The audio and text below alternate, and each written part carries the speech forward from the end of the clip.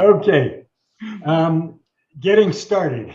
If you have any information about my family background, I don't know. I know who the Reuther brothers are. They were big time stars and heroes of my youth. I went to school at Michigan State University, so you had to learn about this.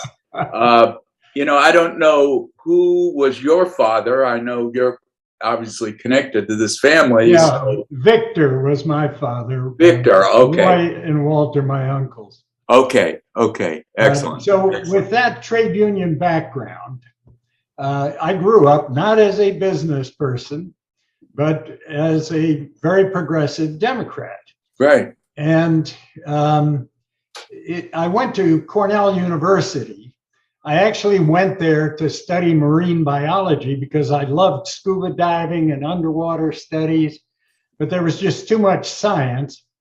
And I transferred to industrial and labor relations. First of all, it was a state-supported school, so it was about half the price.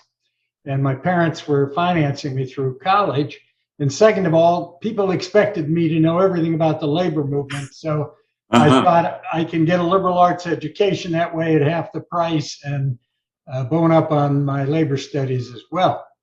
In my senior year at Cornell, I took a course in comparative economics, US-Soviet economics. And I had grown up with all the stories about my Uncle Walter and my father working at the Gorky automobile plant in the 30s, early 30s. And, and all these bedtime stories as kids. Yeah. I had that interest in the Soviet Union and Russia. And when I took that comparative economics course at Cornell, I decided to become a specialist. I was working during the daytime at the Office of Economic Opportunity as a congressional liaison for the Job Corps. But I took courses in the evening working on my master's degree at American University in Washington.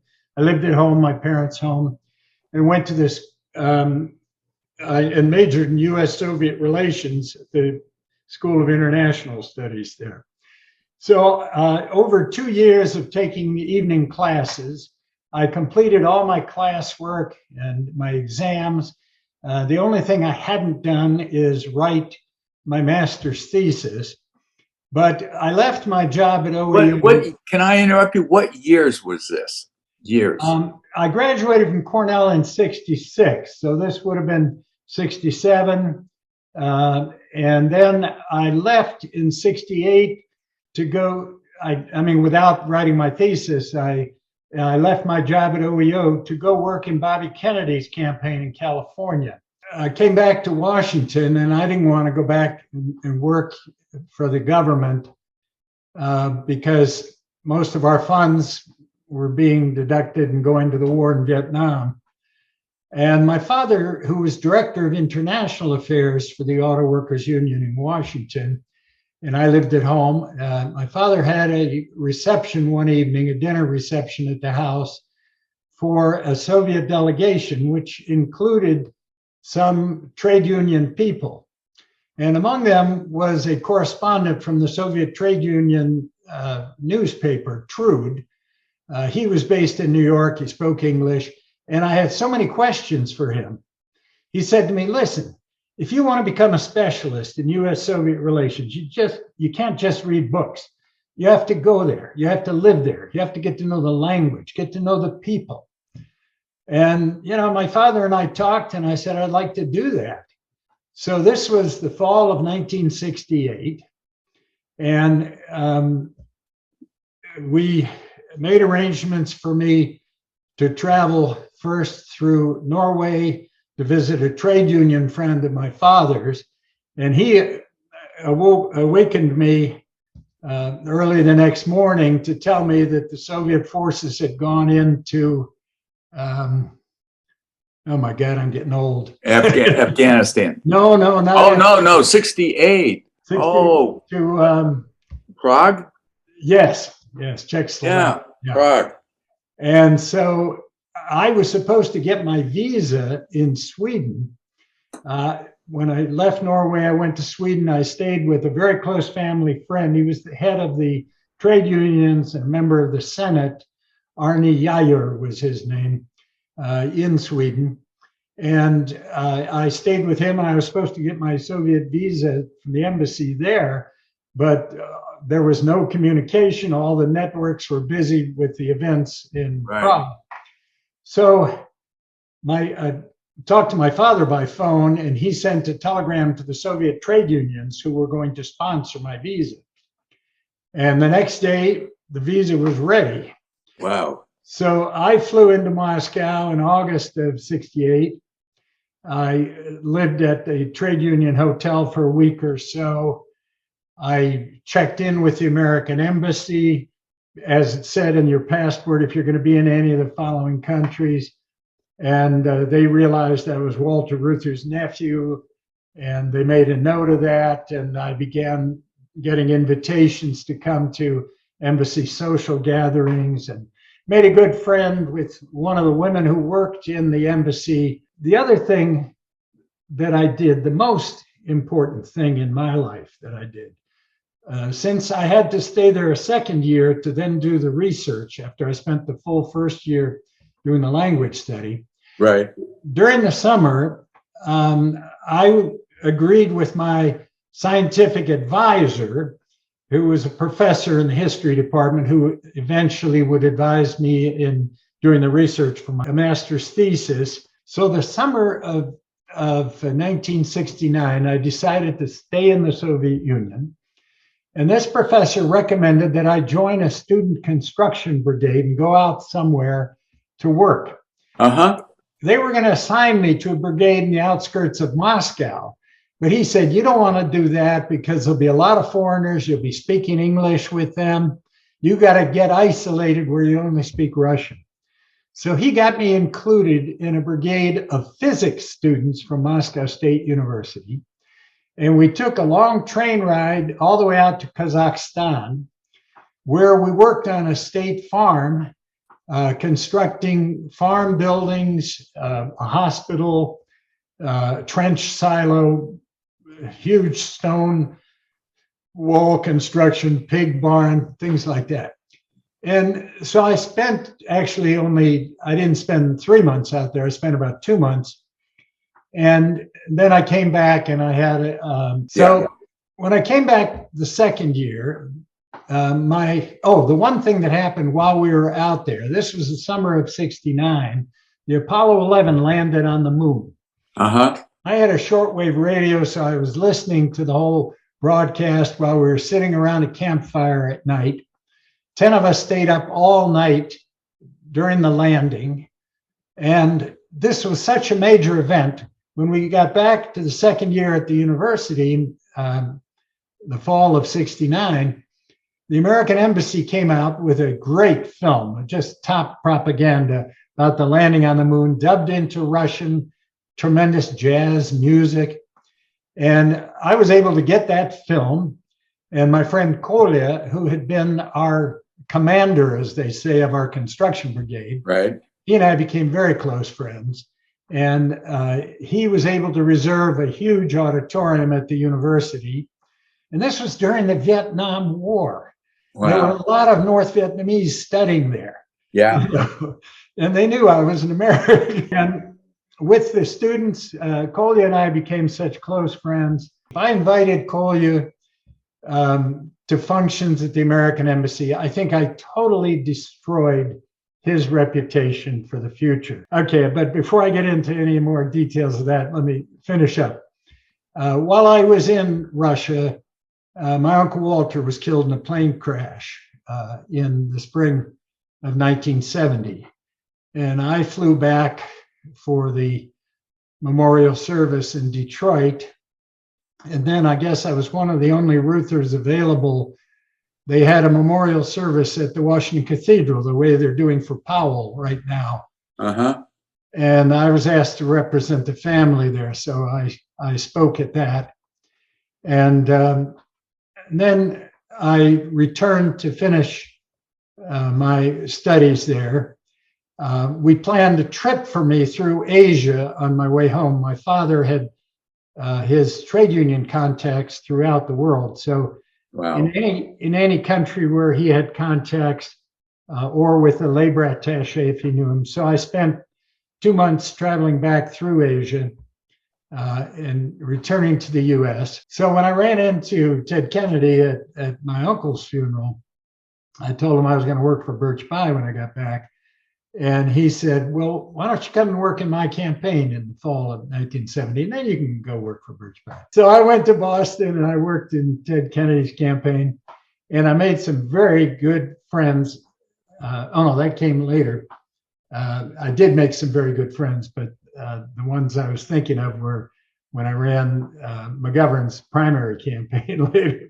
Right. Anyway, so I worked in Birch Bayh's campaign, and then when he dropped out, I did McGovern's campaign, because I had run into a lot of his people while we were campaigning for Bayh, and they asked me to come and work with him. At that point, and this was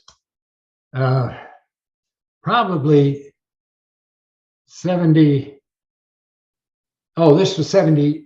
Oh no, I know what I did. I went into real estate. So what happened then, when I met Bob Keefe, this was 78 already. Right. And I met Bob Keefe in this bar, and he said, there's this trading company in New York, and they are looking for a new chief representative for their Moscow office. And I said, I don't know anything about trading. And he said, listen, they might be interested in you because the guy's a strong Democrat, and you got this background, and you've got the Russian experience. And what they're looking for is somebody who will go to Russia and stay the full 2 or 3 years, whatever it is, because they hired a guy and his wife, and he was there for only 1 year and they quit. And so they need somebody who has been there and knows what they're getting into. Right. So I went up to New York with my wife, and my wife said, I don't want to go to Russia. And I said, don't worry about it. This is a company paid trip to New York. We'll stay in a nice hotel. We'll go out to dinner. We'll see a Broadway show. They're not going to hire me because I don't know anything about business. Right. So I met Era Ostamel. And Era Ostamel, he was of Armenian background. As I understand it, he had come from Armenia to study at MIT and then stayed on in the US. Wow. And he had already been trading with the Soviets for 25 years, it's my understanding. And he was buying ores and minerals, especially chrome ore. Yeah. But in the early stages so he interviewed me, and then I said, I am not a businessman. I went to school in industrial labor relations, but I only worked for Ford, that one short experience, but that wasn't running a company. And I don't know anything about trading. And he said, don't worry, we do things our way. We'll teach you. So he said, I want to send you and your wife over on an exploratory trip. Satra was also buying a lot of cars then and shipping them to Germany and England. So they took us through England, and we met the staff there and saw their facilities. And then we went over to Moscow, and it was a great experience. So I was deputy chief representative of Satra for the first 6 months while the previous chief rep taught me the ropes. And then he left, I became the chief rep. And we had such a close relationship with our staff. These were translators, engineers. There were a lot of American companies that would come over to Russia that couldn't afford to have their own base of operations. Right. So they would hire us as their consultants. They'd have our translators, secretaries, international telephone line, which was very hard to get in those days. Right. What were these companies looking for in the Soviet times? I don't even know how they would pay. Is it all barter? Some things were barter. Down the road, when I worked for Perestroika, we were in engaged with India to do a barter relationship to build a huge youth hotel in Moscow for the student organization. I think it was called Sputnik. Yeah. And we were going to hire Indian architects and Indian contractor to do that work. But I left Perestroika before we did anything like that. But anyway, with Satra, so I spent 3 years there. And 3 years, okay. Our main work, and my main work, because I didn't work so much with the individual American companies as I did for Satra's main goal. And Satra was shipping lattes to Germany and the UK, plus spare parts. So that we had our negotiations with Avto Export and Zapchast Export, which were the spare part export organizations. So when I returned to Washington, Satra made me vice president to run the Washington office.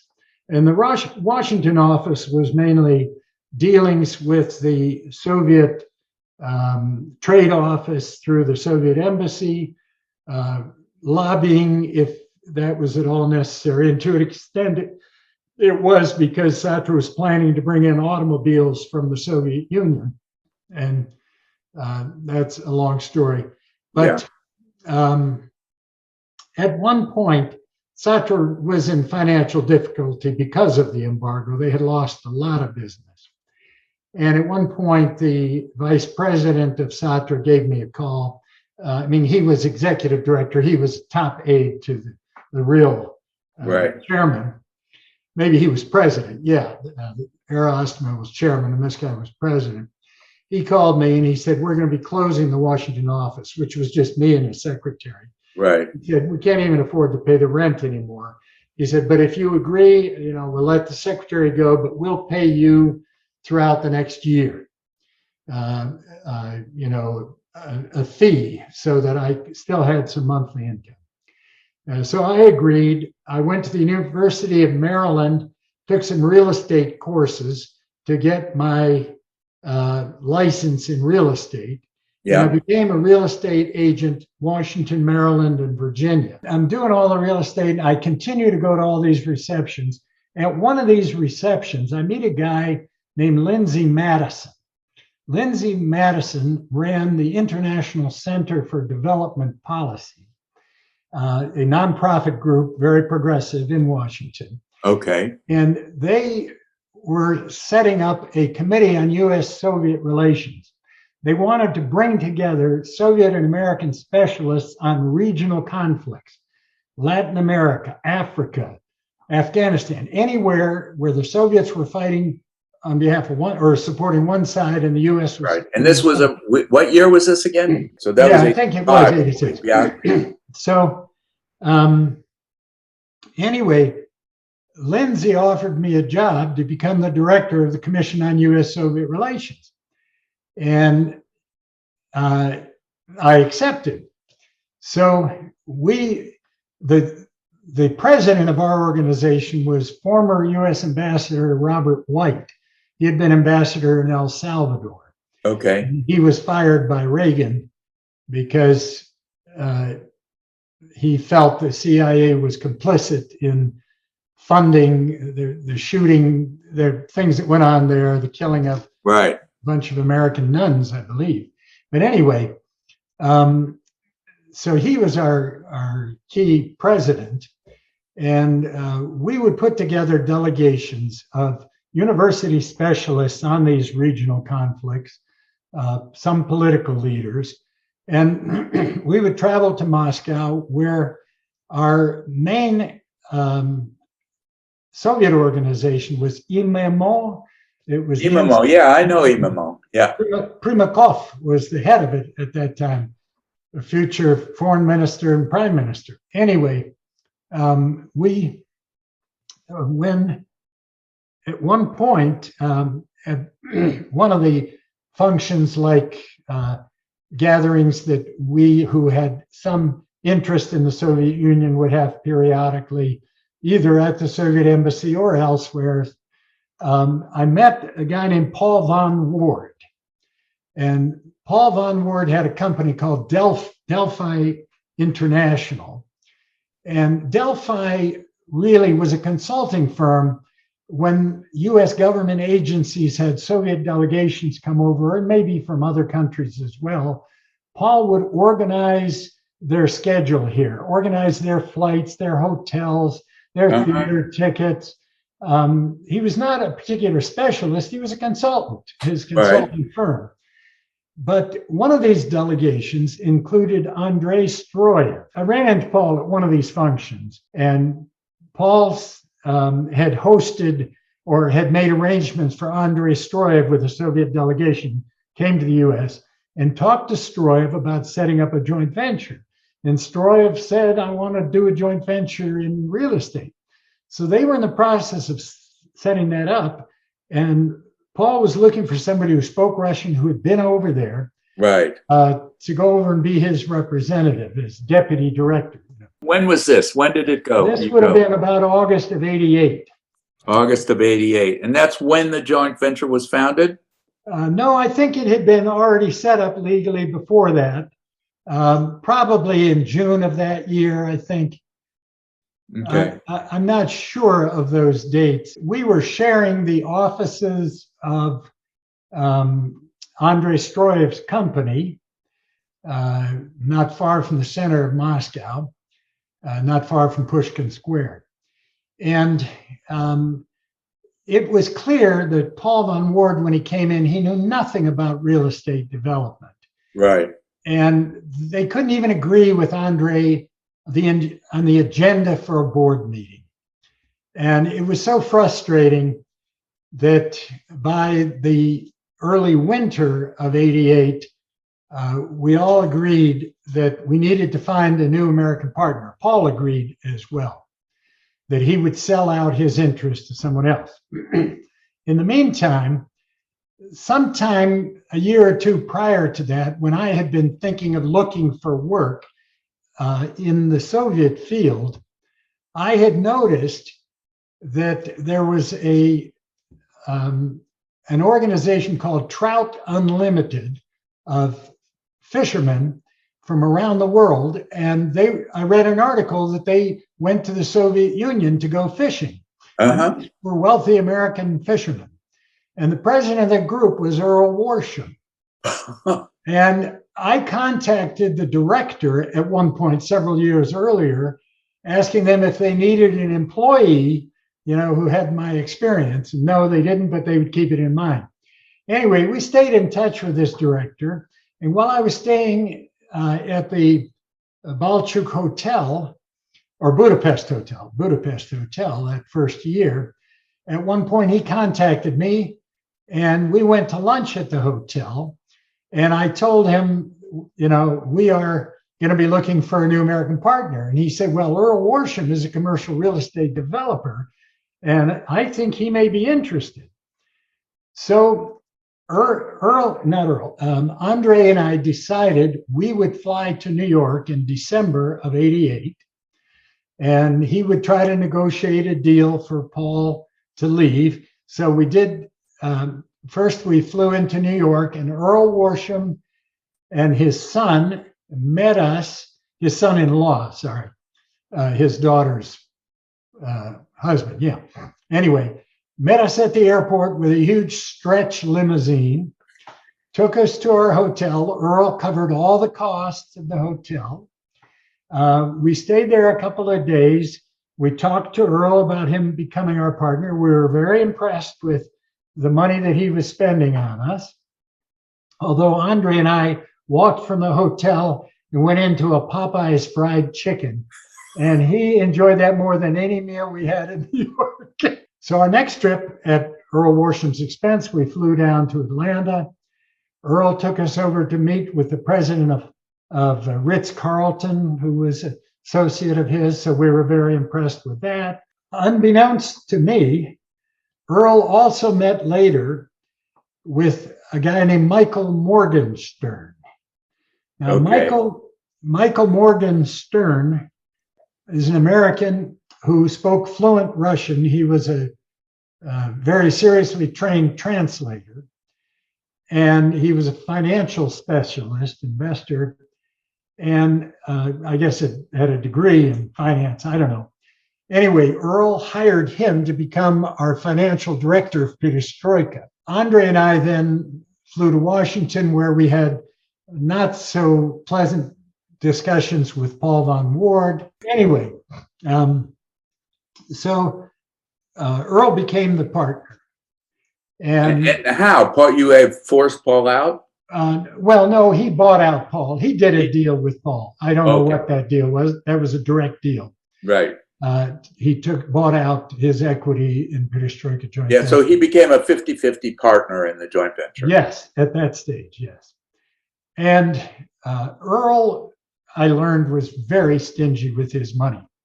Eventually, with Paul leaving, and Paul had been paying my salary, I had to now be paid by Perestroika, but I didn't have a contract. So I drew up a standard contract that Americans had, and I had experience over there. I knew, and pays for their kids going to school. You get a car and a driver and whatever. You get some ruble income, so you can pay your ruble taxes.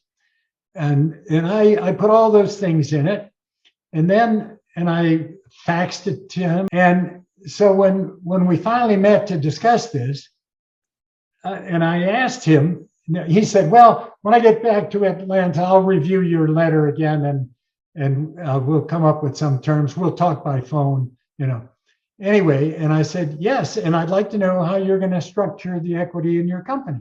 Right. And he looked at me and he said, "John, there's one thing you should understand about business. In business, there are owners and there are employees. I'm an owner, you're an employee. You may not like it, but that's the way it is." So my relationship with Earl was not good from the very beginning. Yeah. Now let's get into our business. We had a building. We reconstructed this building in 8 months. We had an Italian contractor all lined up. All the plans were developed. And Delphi International had another American who would come over periodically prior to my being there. He found out which foreign companies in Moscow might be interested in office premises, but this is a major international corporation. I met with their top chief representative, and I showed him the plans, and he liked everything about it. He said, "We'll take it." And I said, "Well, at this stage, these are the plans, but we don't have the financing because Worsham would not put any money in. We had no finance for the building." So this company rep said, "We'll pay you in advance, pay you rent in advance." And I said, "A year's rent isn't going to do it." He said, "We'll pay you 5 years in advance." Wow. And I said, "Well, let me talk to the management." So I talked to both our contractor and our top executives, Earl and Andre, especially, and we had the architects in our company as well. And they said for 5 years rent in advance at the rate that we were charging, which was about $700 a square meter, which was very high. Right. That they said we could do. And so at the same time, I was negotiating with DuPont, Monsanto. When I had worked for Satra Corporation in Moscow, I hired an American student whose student visa was ending, and I hired him to work for us. And he later became, years later, became chief representative of Satra. And he was now chief representative of Monsanto. So I was negotiating with him, and they wanted a building. So I showed them all these same plans, and I told them this company is going to pay us 5 years rent in advance. Right. Also BASF chemical company. So all three, DuPont, Monsanto, and BASF, all got board approval to pay us 6 years rent in advance to get a building. So this business model, which was used then to finance buildings all over Moscow and Russia, was born out of this suggestion. Yes. And an informal kind of agreement that became a means of financing an entire real estate Yeah, the one. So Yeah. we continued to do that, and we did Ciba-Geigy, and everything was going beautifully. Now, what was the purpose from the Soviet side of creating a joint venture? It was Right. to generate hard currency. Right. Andrei Stroyev's company was building and renovating roads and underground utilities, and his company needed to buy German equipment, and so he needed hard currency. And I met a British attorney who was representing Baker and McKenzie in in Moscow at the time. And when we did that first building for BASF, we also had Japanese companies in there because BASF didn't take the whole building. I see. They took most of it. And Baker and McKenzie had an office on the ground floor. So I had that relationship with Baker and McKenzie. And the reason I'm mentioning that is I noticed that, the reason I mention that is when we first opened our offices of Perestroika in Andrei Stroyev's building, where his company had its offices, they made space available for us. And Baker and McKenzie wanted office space immediately. They couldn't wait.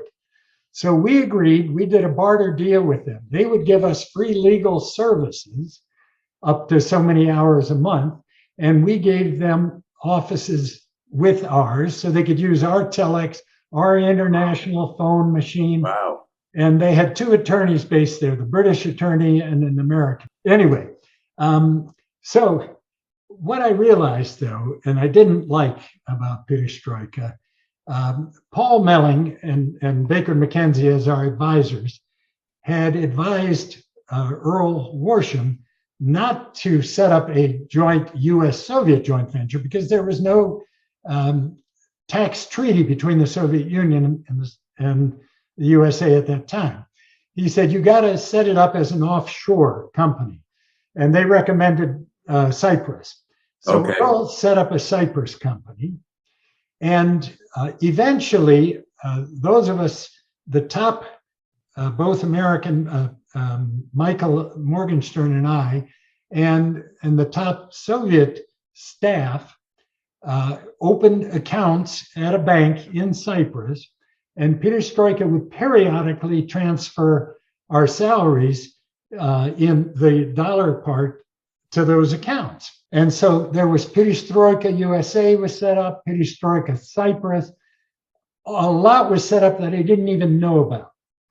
When at one point, it was probably either the end of, it was probably early 89, after Andre and Earl had become the partner, when the Moscow city government put pressure on Stroyev and said, you cannot be general director of Perestroika joint venture and general director of Mosinj-Stroy, the Moscow city construction company. Right. You have to choose one or the other. And of course, he wasn't going to give up his power base, which was his company. So they had to find a new general director. I was deputy director. Stroyev really liked me. We got along, we had traveled together. He trusted me. And Earl felt, boy, we could get an American as general director. So they both agreed that I would become the general director. Right. Although, who was I of any real specialty? I mean, I had my real estate degree from the US, but major building development. Right. Anyway, what came naturally to me, apparently, was friendship with people. Yeah. And this happened with representatives of foreign companies who were looking for office space too. Right. And some of them had been my friends prior to that, like the guy from Monsanto from Sartre days. Anyway, I was not happy. I was pleased with our success, but I was not happy with what was happening.